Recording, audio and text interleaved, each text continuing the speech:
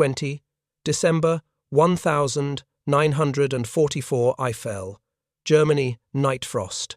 A staff officer in a low, damp cellar smooths a set of U.S.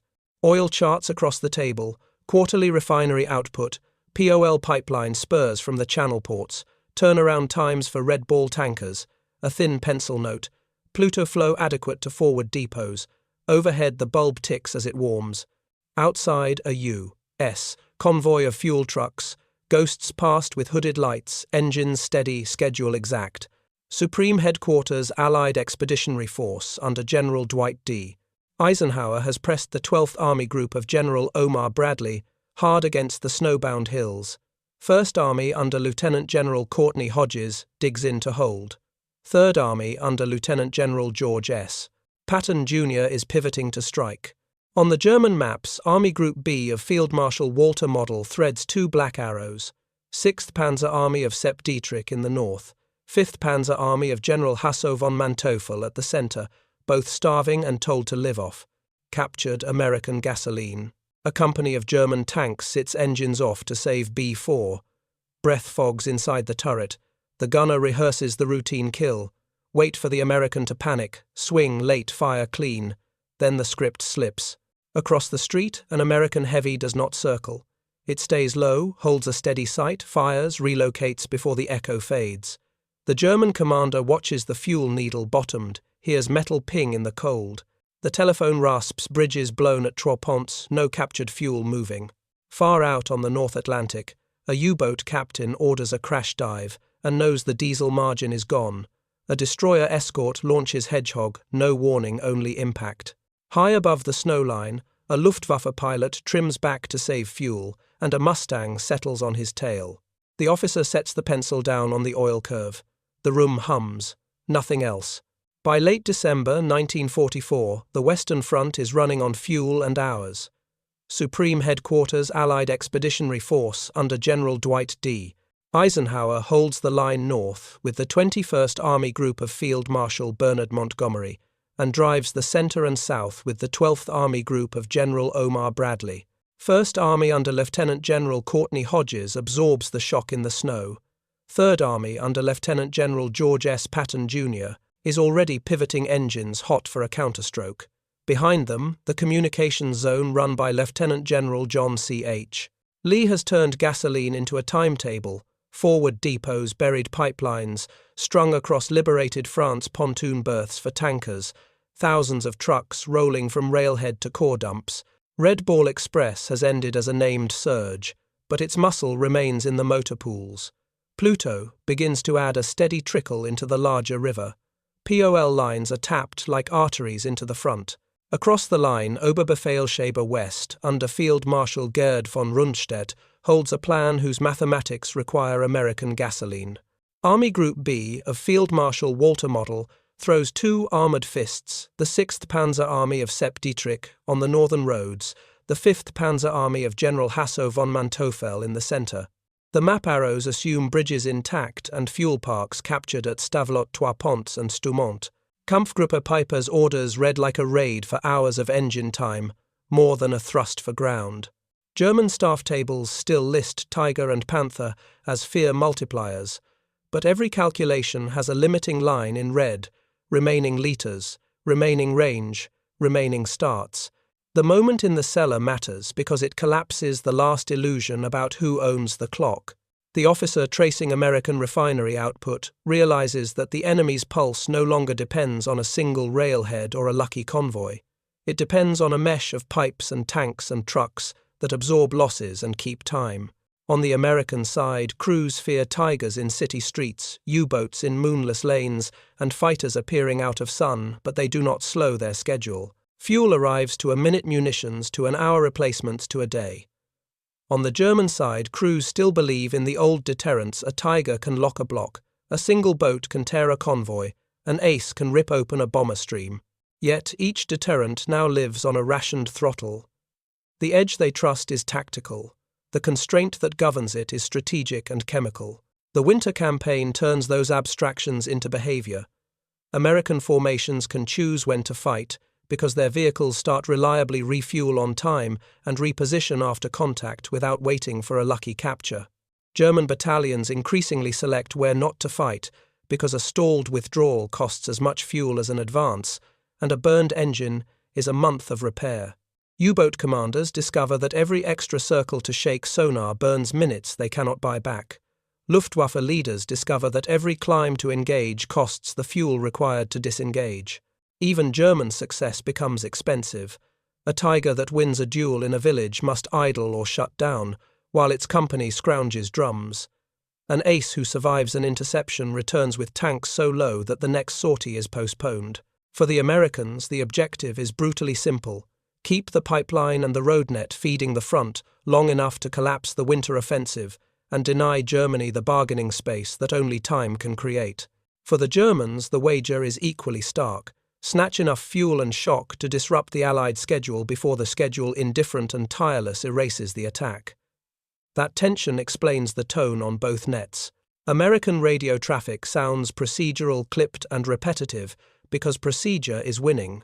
German reports swing between daring and delay because daring without fuel becomes delay with losses. This is why the charts on the table cut deeper than any single exchange of fire. They quantify the thing that turns ability into repetition: gallons per day at the forward issue point pump capacity on a river crossing truck, turn around on a frozen road. If those numbers hold for another week, American Corps can rotate tired battalions without losing tempo and pre-position fuel for armor to counterpunch. If they fail for 48 hours, a salient widens and a bridgehead hardens into a bargaining chip. The maps still show arrows and towns, but the battle is being priced in hours of engine life. The snow will not soften soon. The bridges will not rebuild quickly. The side that keeps fuel arriving on schedule will decide when the next street is contested and when it is bypassed, and from that choice, the color of the map will change. The reputation was earned honestly. In open country at long range, a German heavy could take the first look and kill with one clean flash, the 88 bits from a distance that made American crews feel naked, and on good ground, an armored company could rule a valley with little more than eyesight and nerve. At sea, a surfaced boat could choose its moment in the dark and fire, then slide away before the escorts found their range. In the air, a fighter with a veteran at the stick could drop out of the sun, fire a single burst and climb out of reach before a response formed. All of that had been true often enough to become belief. Winter and fuel rewrote the margins of those truths. The Ardennes is not open country. It is forest villages, switchbacks, and corners where momentum dies, and engines matter more than paper range. Engines meant gasoline.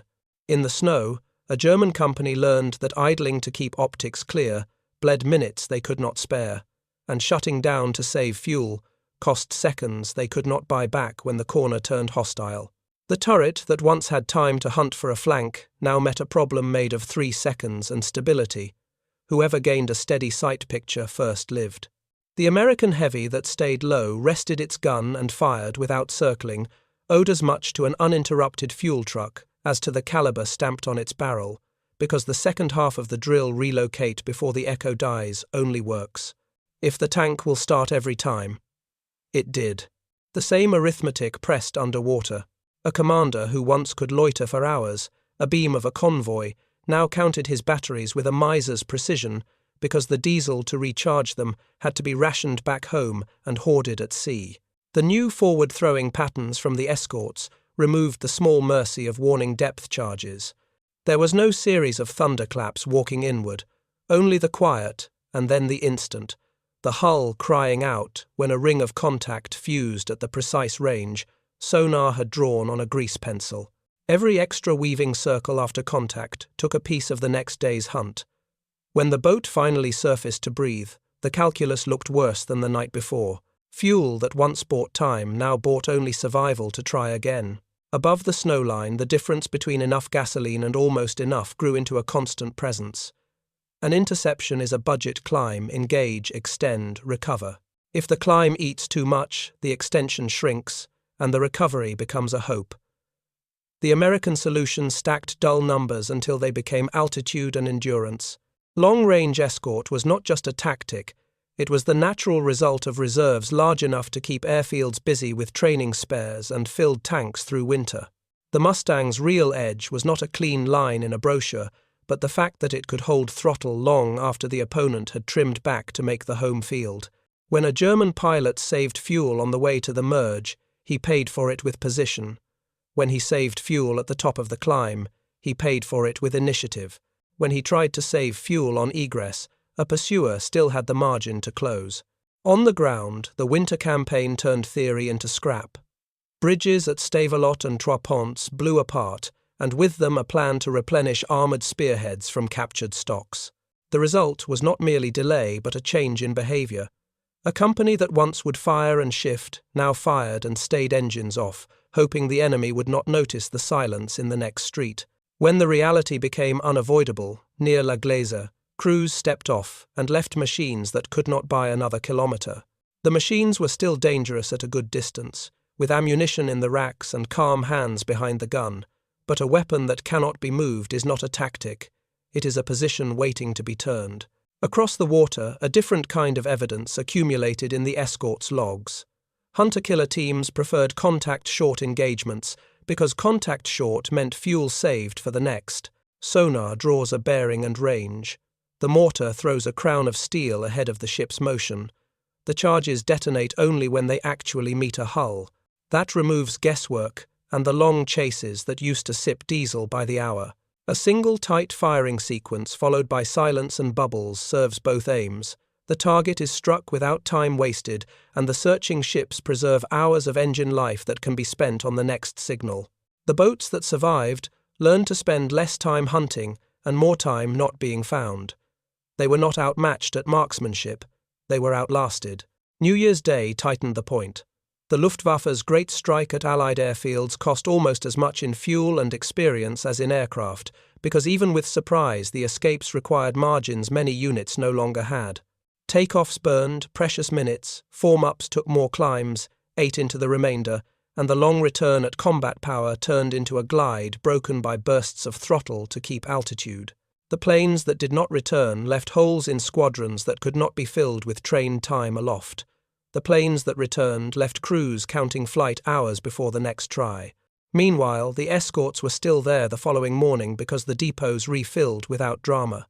None of this makes a tank shell lighter or a torpedo less lethal or an ace's hands less quick. It changes the average. It shifts the median engagement toward the place where steady sight reliable starts and planned repositioning decide lives. It makes the side with the timetable and the pumps able to enforce a pattern regardless of an opponent's moments of brilliance. The Americans did not become better duelists. They became better at repeating the conditions under which a duel is unnecessary. A heavy that can appear fire once and vanish into another street then do it again 2 corners later is not magic. It is a truck park that does not empty. An escort that can prosecute one contact and still have the legs for a second is not luck. It is a fueling plan. A fighter that can hold the throttle open 10 minutes longer turns a contested sky into a chase with only one runner who can breathe. The men inside these systems felt the difference in tiny ways. The loader in a German turret learned to listen to the engine because a stumble meant staying put under binoculars from the other side. The American driver kept his wrist on the starter, ready to roll the instant. The gun recoiled because the next position had already been chosen on the way in. A U-boat's engineer watched the needles fight each other, battery charge against diesel reserve, and knew that every corrective action stole a measure of tomorrow. A German pilot, who would once have taxed the engine to break contact, now measured throttle against distance to a field, and decided not to fight at all. All of it flows back to the paper on the table in the cellar refinery output by quarter tonnage through a pipe truck, turnaround times on frozen roads, pump capacity at a riverside berth. The numbers are dull until they map to a street where one engine turns and another does not to a strip of sea, where a crown of charges is enough, without a chase to a column of sky where one pilot can afford to stay and the other cannot. When the charts hold, the pattern holds. And when the pattern holds, belief breaks not with an argument but with repetition. This is not an accident. This is repeatable. Cold breath beads on the periscope glass. The commander rubs it once with a glove and lets the engine die again to save what is left in the tank. The needle has not moved in an hour. AP is already in the breach. The gunner has rehearsed the sequence so often that the words are just positions of the wrists and shoulders. The loader listens to the street rather than the commander. Snow squeaks a distant engine, idles, then steadies, then falls away. The driver keeps a boot on the pedal without weight, feeling the frozen floor through the leather guarding against the involuntary twitch that would waste fuel and give away the spot. The street is narrow and black. A single window shows yellow felt through a cloth. The plan is routine. Wait for the American to swing wide, catch the hull, exposed fire once back out on idle. But the street swallows sound, and what arrives is not a panicked roar. It is a low, even growl that pauses just out of view. The radio coughs a half word and dies. The commander whispers turret 10 left hold. The gunner breathes through his mouth to keep the optic from fogging again. The American does not drift into the open.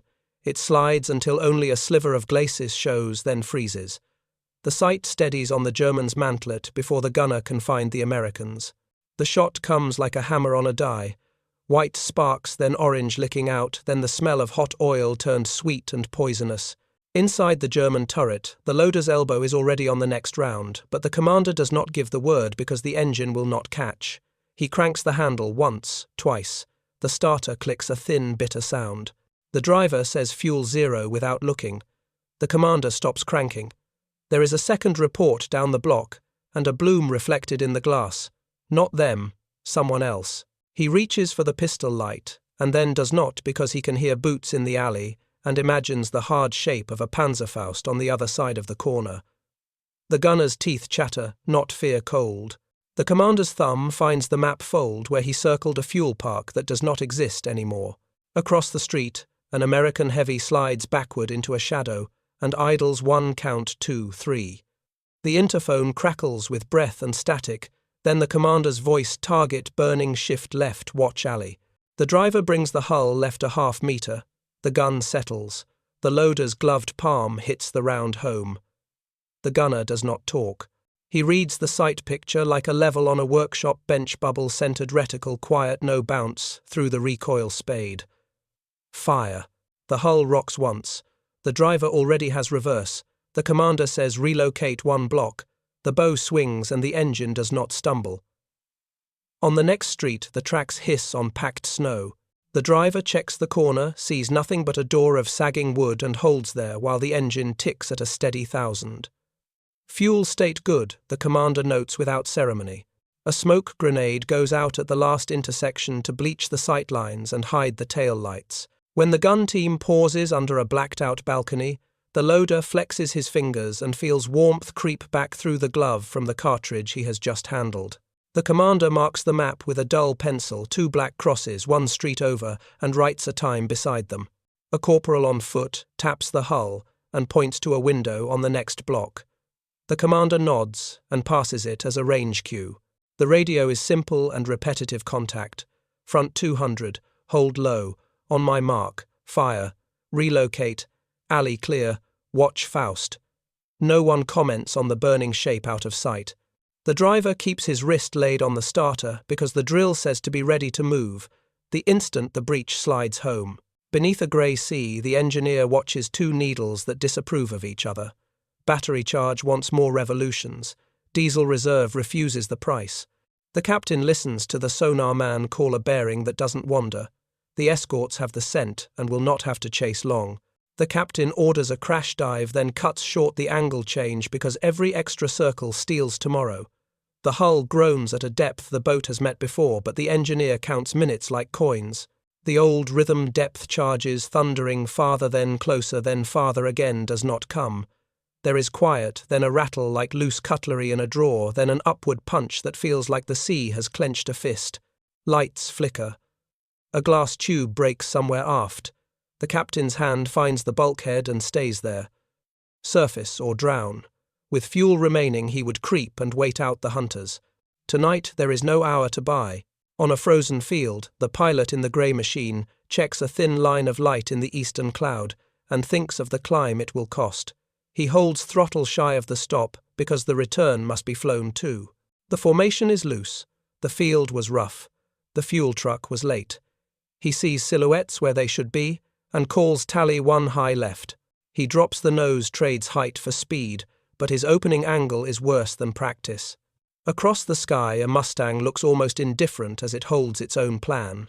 Stay fast, stay long, keep the merge going until the other man must think about going home. The German's first burst needles the air, nothing more. He lifts, feels the engine's complaint, and chooses to leave now rather than be turned. He trims for the field he can reach. The American does not have to decide yet. He can wait and still have the legs to close 10 minutes later, when the slipstream tells him the other pilot has given up on fighting and is measuring distance to a runway. The Mustang settles in without hurry. The German narrows his world to a clock, a compass, and a hope. Back in the city, a squad of American infantry pads along a wall under the tank's left rear corner. One of them knocks again and drags a gloved finger across his throat to indicate a possible Faust. The commander keys the mic and says left watch alley. The bowgunner nods behind steel. The loader listens for the faint cough of a single man with a tube and hears only the rasp of wind. The driver holds the engine just above stall, loving the steadiness of it more than the noise, because steadiness means a move on demand. The gunner stares into the dark circle of the optic and waits for a shape that disobeys straight lines. In the dead machine across the way, the German crew debates whether to leave. The commander wants to stay until a tow arrives. The loader cites the cold as an excuse to move. The driver stares at the needle and imagines hands around his ankles, pulling him into a choice he does not like. Somewhere nearer the river, a bridge that might have saved them is gone. He knows this because men arrived who should have been driving fuel trucks and instead carried wire and charges. He pulls the hatch and the night hits his teeth. The American crew hears nothing, sees nothing, moves anyway. The commander says relocate. The driver releases the brake, and the hull glides into the cross street with ridiculous grace for something that weighs what a house weighs. A fresh round sits in the breech. The loader's shoulders relax for 2 heartbeats and set again. The radio reads, resupply point green in an hour, and no one argues with the plan, because the plan keeps them from running on wishes. At the dump, they will fill, change a road wheel if needed, eat something that tastes like cardboard and salt, and go back to the same map where their pencil marks are already drying. On the boat, air hisses through a valve it should not. The captain glances once at the engineer, and the engineer nods once back. They both know the engine hours left on the sheet. They both know what the next patrol would require if they survive this one. The sonar man keeps his voice level as he calls a new bearing that suggests another ship joining. The captain thinks in verbs dive, wait, rise, run. Each costs a number written on the fuel board. He chooses the one that leaves a chance to keep the crew alive, and for the first time in months, he frames the choice that way, rather than in terms of a target. Dawn pulls pale over the roofs. The American heavy noses past a wreck that last week would have made the street a shrine to fear. Now it is an obstacle, nothing else. The commander marks a time, a block, a turn. The driver smiles without showing it because the engine note has not faltered once in the cold, and because that fact has shortened every argument they did not have to have. They leave a thin plume that the wind catches and stretches into the next street, where men who are not thinking about the oil charts still live or die by them. Above, the fighter that could have been a killer becomes a commuter. The pilot watches fuel tick down and counts the minutes to the field. On another vector, the escort still looks for another contact, able to stay out a little longer, able to try one more time. He does not feel triumphant. He feels busy. The thing that separates the two of them is not nerve or talent. It is the lazy confidence of a full tank and the way that confidence can be packaged into orders, into schedules, into habits that turn a single shot into a method. Decisions came first, then habits, then results. Supreme Headquarters Allied Expeditionary Force under General Dwight D. Eisenhower made the winter priority simple enough to brief on a single page, keep gasoline moving to the front, and every other plan can be executed. Fail there, and every other plan becomes a wish. The communications zone under Lieutenant General John C. H. Lee built to that priority without speeches. Pipelines were laid forward from the channel skirting rail bottlenecks with buried runs and surface spans. Improvised berths on rivers disgorged fuel into tank farms, fenced with snow and barbed wire. Truck companies absorbed the surge ethos of the Red Ball into a routine rotation of drivers, rigs, and road crews that patched ice ruts before they became gaps in the schedule. PLUTO did not flood the continent, but its steady trickle thickened the flow enough to make a difference when ships were weather-bound. Forward issue points shifted closer to core areas, which shortened the last leg, and the last leg is where winter eats time. Out of those choices came a tone. American radio traffic in December sounded almost bored, even when men were dying, because it was the language of checklists. First Army under Lieutenant General Courtney Hodges and Third Army under Lieutenant General George S. Patton, Jr. translated logistics into methods: stay low in streets, settle the sight picture, fire first, relocate immediately, throw smoke to confuse follow-up, keep engines ready to start at a touch. That final clause mattered as much as any rule about angles. A tank that will start every time turns a good shot into a disappearing act. A tank that coughs and stalls turns even a kill into a trap. Doctrine at sea shifted with the same indifference to drama. Destroyer escorts and frigates working in hunter-killer groups spent the autumn of 1944 verifying what their captains already suspected. The weapon that saves fuel is the one that ends contacts quickly. Hedgehog mortar rings thrown ahead of the bow replaced the old depth-charge chases that burned hours of diesel. Sonar drew a clean lane to a range. The crew fired a crown of explosives that detonated only on contact. The next sound was either a hull breaking or nothing. Either outcome preserved the group's engine hours for the next bearing. In the air, the 8th Air Force's long-range escort policy had been validated over and over since spring, but winter exposed its real strength. Capacity produces endurance. Endurance becomes tactics. The Mustang's line on a specification sheet was just a promise. The reality was tanks filled on time, spare engines and propellers, waiting on the ramp, and training hours that did not collapse with the temperature. That let escort leaders choose to stretch engagements rather than finish them, immediately confident that the opposing pilot would reach the moment when fuel, not fear, chose for him. The American willingness to risk new procedures and hardware in the field rested on an industrial and logistical safety net. If a heavy tank was lost in a street, another could be forwarded with its own spares. If a destroyer escort blew a gasket, a tender and a stockpile waited at an anchorage. If a fighter and its pilot did not return, the squadron's replacements arrived with enough hours to be useful. Those facts bred a habit of iteration. Crews filed quick reports that read like production notes. This vision block fogs at -10. This starter fails in slush. This fuse link snaps at the wrong moment. Shops near the front fabricated fixes without asking for a committee. When one worked, it spread because supply could support the change, and command rewarded anything that kept time. Across the line, the German system concentrated intelligence and skill in too few places and asked fuel to fill the gaps. Field Marshal Walter Model's Army Group B held veteran battalions and heavy machines, still lethal, on any open strip of ground. But the planning arithmetic showed dependence on captured gasoline at Stavelot, Trois-Ponts, and Stoumont. Field Marshal Gerd von Rundstedt at OB West and General Hasso von Manteuffel with 5th Panzer Army could write tactical schemes that used terrain and surprise to advantage. None of them could write refinery output into reality. Albert Speer's ministry produced admirable memos and dangerous hopes, yet hydrogenation plants ruined by repeated raids do not answer orders. Rail capacity constricted under bombardment. Bridges on the shoulder roads that matter to an armoured column did not rebuild themselves. What remained was improvisation, with the clock always against it. When bridges at Trois-Ponts dropped, an entire logic chain snapped. Kampfgruppe Paper's thrust turned into a search for fuel more than a drive for ground, and that search pulled supporting arms into the same gravity well. Hours lost to detours meant idling engines or dead batteries, and both bled away the ability to shift after firing. By the time the line bent back toward La Gleize, the result was predictable. Machines too valuable to destroy and too empty to move were abandoned. None of the guns had become less accurate. The men had not forgotten how to fight. They had run out of the minutes required to get those qualities to the next street.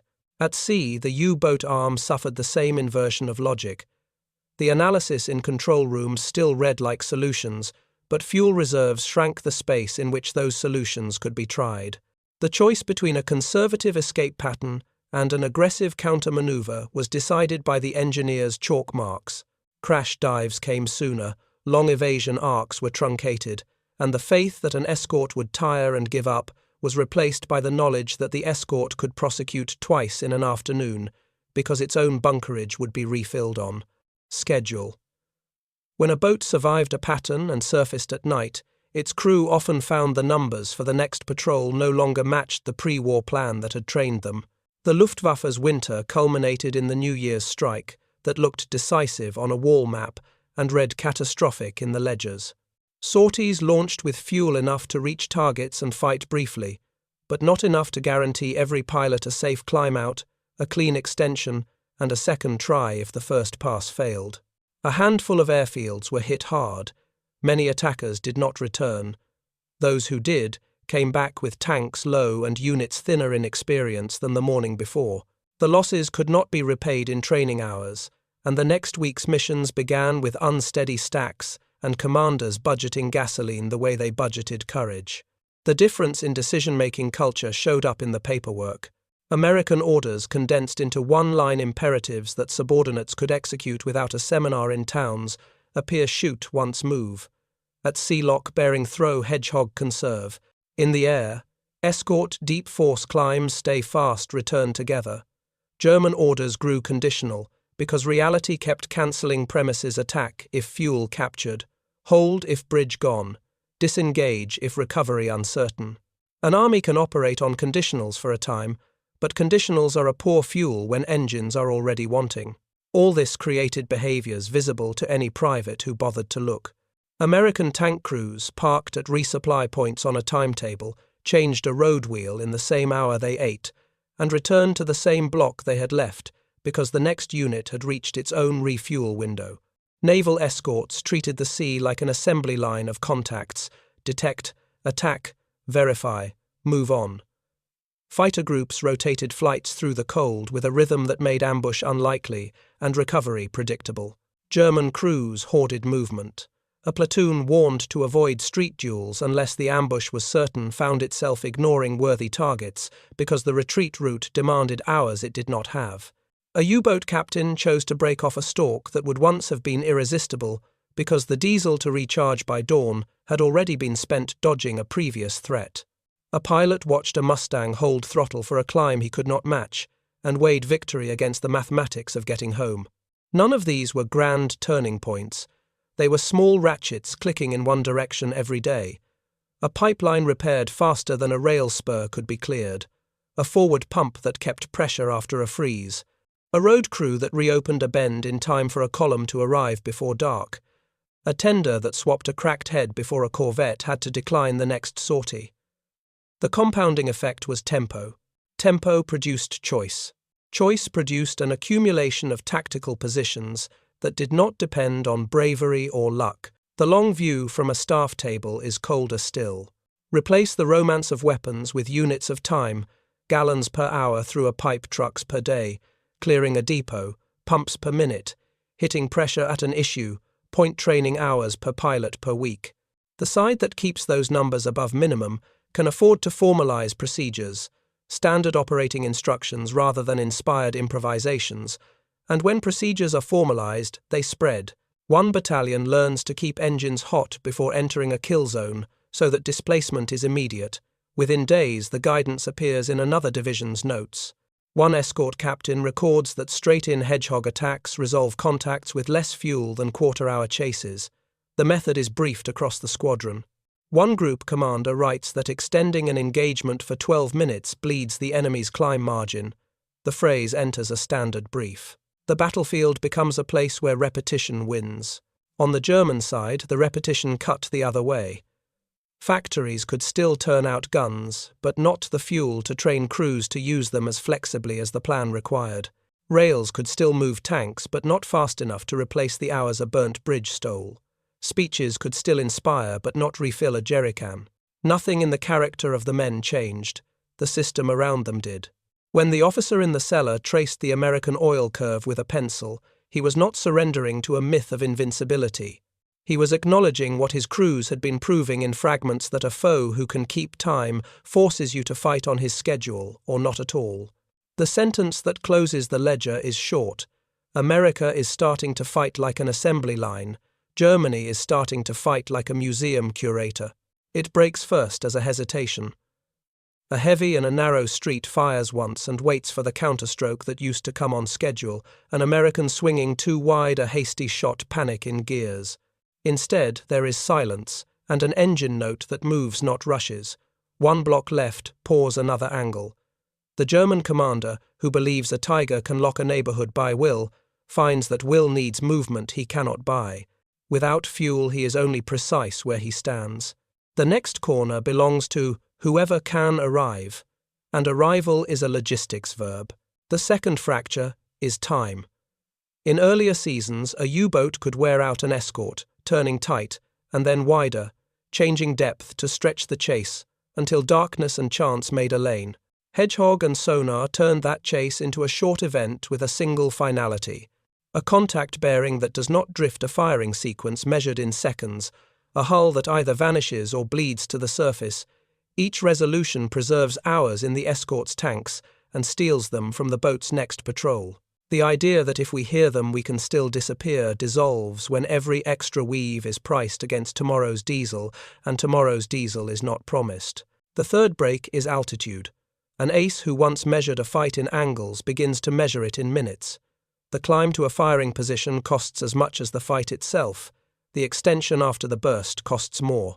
Across the sky, a Mustang holds throttle with a patience born of full tanks and regular spares.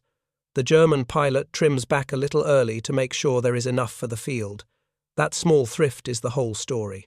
Initiative drains away in teaspoons. The engagement becomes long by design, and in long fights endurance decides. When the pilot chooses to leave, the pursuer is still free to choose to stay. Mastery turns into arithmetic. Paper confirms what crews feel. A report from Armour notes that in woods and villages, the first steady sight picture inside 3 seconds decides most exchanges. Units unable to reposition immediately after firing take disproportionate losses. A naval logbook tracks contact short attacks, fewer minutes per kill, fewer gallons per kill, more contacts prosecuted per day. A fighter group's summary states that extended escorts force the enemy to climb into a fuel state that leaves no margin for recovery if the first pass fails. None of the sentences sound dramatic. Each reads like a cost line. Events around the Meuse strip the romance away. Bridges go down at Stavelot and Trois-Ponts. What begins as a thrust ends as a scavenger hunt for gasoline that does not arrive. Tanks that a week earlier could have dictated a block now become fixed points in a shape the enemy redraws. La Gleize fills with machines that are too valuable to destroy and too empty to move. The myth that a single heavy can paralyze a neighborhood remains visible in the thickness of its armor, but the power to demonstrate it again is gone. A legend that cannot repeat itself becomes a relic. At sea, the logs add a different kind of coda. Boats that survive a pattern rise into weather with fuel calculations that leave no appetite for stalking. A captain who once would have stayed with a convoy through dusk lifts his head, looks at the engineer's board, and chooses to disappear entirely rather than risk being found with not enough to submerge again. Combat becomes measured stillness. When the escorts write their own day, the verbs pile up, detect, fire, verify, steam on. Their calculus assumes replenishment. The other side's assumes attrition. In the air, the New Year's strike carries the same lesson into shriller air. Aircraft rise in numbers, hit targets with effect, and then lean into exits that expose the budget under the bravado. Many do not return. Those who land safe bring back units thinner in experience and fuel receipts that read like warnings for the next week. The ace as talisman fades when the talisman must choose between a second try and the runway's edge. Courage remains. Margin does not. Behavior changes quickly because behavior is always the first to notice reality. German armor avoids city duels unless the ambush is guaranteed. Preserving the vehicle outranks hunting a kill. U-boats shorten every discretionary maneuver and spend more time not being where the enemy is likely to look. Fighters break off early and speak more often in codes about fuel states than about targets. On the other side, method hardens. Appear, shoot, vanish becomes a habit passed down in short briefs. Contact short at sea becomes reflex. Escort deep and stretch the fight becomes ordinary. Nothing here claims to end a war. Everything here makes a certain kind of fight impossible to sustain. What the cellar charts did in a single glance, the field proved by repetition. Refinery output spread through pipes and trucks into an ability to set the length of an engagement and to set it again tomorrow. Hydrogenation plants ruined by bombers turned tactics into one-offs that could not be revisited once the tank ran dry. The men noticed first a driver who keeps an engine hot because the next move is the only safety, a commander who stops cranking a starter because reverse is a fantasy, a sailor who knows a weaving circle spends the day's luck too fast, a pilot who looks at a cloud and sees not cover but cost. The paperwork followed and made it official. Myths are useful until they depend on resources no one can deliver. A single heavy can still dominate a long field on a clear day. A boat can still kill unguarded ships. A gifted pilot can still tear a hole in a formation that forgets itself. None of those exceptions rebuild a schedule. What breaks here is not bravery or skill. What breaks is the presumption that bravery and skill are enough when the clock and the pump say otherwise. From that moment, the fear these machines inspired no longer rests on what they might do again, but on what they once did when conditions matched a past that will not return. The aura collapses into mass and maintenance. From that moment, the myth no longer had fuel to exist. It had only weight and a maintenance cost. Snow stayed on the roads while the schedule held. In the last days of December and the first weeks of the new year, forward issue points kept pressure in the lines. Trucks hit their turnaround times despite ice, and the pipelines into France pulsed with enough flow that core dumps did not blink. First Army and Third Army moved not because they were faster in the abstract, but because their next refuel was an appointment kept. Reports folded the lesson into training street fighting, meant 3 seconds to a steady sight picture and immediate displacement. Every platoon drilled it until it read like a checklist. The fear that a single German heavy could freeze a neighborhood thinned into attention to angles, alleys, and the certainty that an engine would start when ordered. Across the river crossings, the opposite lesson hardened. Bridges blown at Stavelot and Trois-Ponts did more than stop a column. They cancelled the plan to turn enemy fuel into momentum. Vehicles abandoned around Gleize became exhibits of a truth no one wanted to say. Aloud, mass without hours is weight, not movement. Orders shifted from hunting to preservation, from street duels to short ambushes with guaranteed exits. The same pattern reached the sea. Hunter-killer groups resolved contacts in minutes with forward-thrown charges and moved on at cruising power, conserving gallons for the next bearing. Surviving boats surfaced with calculations that argued for staying invisible rather than stalking because the price of one more weaving circle had already been paid. Overhead, New Year's morning delivered effects that lasted longer than the smoke.